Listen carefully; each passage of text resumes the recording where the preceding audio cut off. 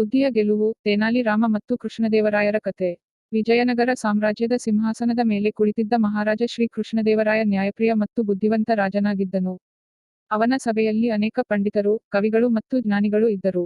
ಅವರಲ್ಲೊಬ್ಬ ವಿಶೇಷ ವ್ಯಕ್ತಿ, ಹಾಸ್ಯಪ್ರಿಯ, ಚತುರ ಮತ್ತು ತೀಕ್ಷ್ಣ ಬುದ್ಧಿಯ ತೆನಾಲಿ ರಾಮಕೃಷ್ಣ.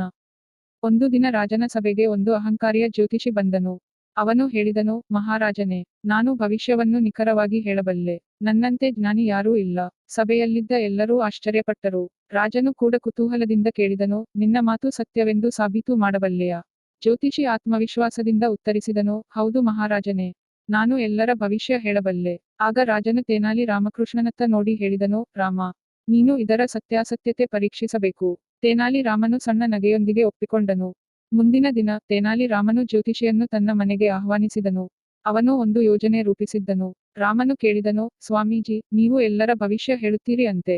ಮೊದಲು ನಿಮ್ಮದೇ ಭವಿಷ್ಯ ಹೇಳಿ. ಜ್ಯೋತಿಷಿ ಸ್ವಲ್ಪ ತಡಕಾಡಿದರೂ, ತನ್ನ ಗೌರವ ಉಳಿಸಲು ಹೇಳಿದನು, ನಾನು ಇನ್ನೂ 20 ವರ್ಷ ಬದುಕುತ್ತೇನೆ. ತಕ್ಷಣ ರಾಮನು ನಗುತ್ತಾ ಹೇಳಿದನು, ಅದಾದರೆ, ನಿಮ್ಮ ಭವಿಷ್ಯವನ್ನು ಪರೀಕ್ಷಿಸೋಣ. ಅವನು ಅಲ್ಲಿ ಇದ್ದ ಸೈನಿಕರಿಗೆ ಹೇಳಿದನು, ಈ ವ್ಯಕ್ತಿ ಸುಳ್ಳು ಹೇಳುತ್ತಿದ್ದಾನೆ. ಅವನು ತನ್ನ ಭವಿಷ್ಯವೇ ಗೊತ್ತಿಲ್ಲ.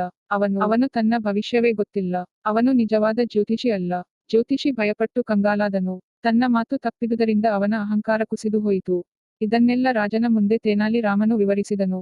ರಾಜನು ಕೇಳಿದನು, ರಾಮ, ನೀನು ಇದನ್ನು ಹೇಗೆ ಅರಿತೆ? ರಾಮನು ಚತುರವಾಗಿ ಉತ್ತರಿಸಿದನು, ಮಹಾರಾಜನೇ, ಯಾರಾದರೂ ತಮ್ಮ ಭವಿಷ್ಯವೇ ನಿಖರವಾಗಿ ಹೇಳಲಾರರು. ಅವರು ಹೇಳಿದರೆ ಅದು ಸುಳ್ಳಾಗಿರಬಹುದು.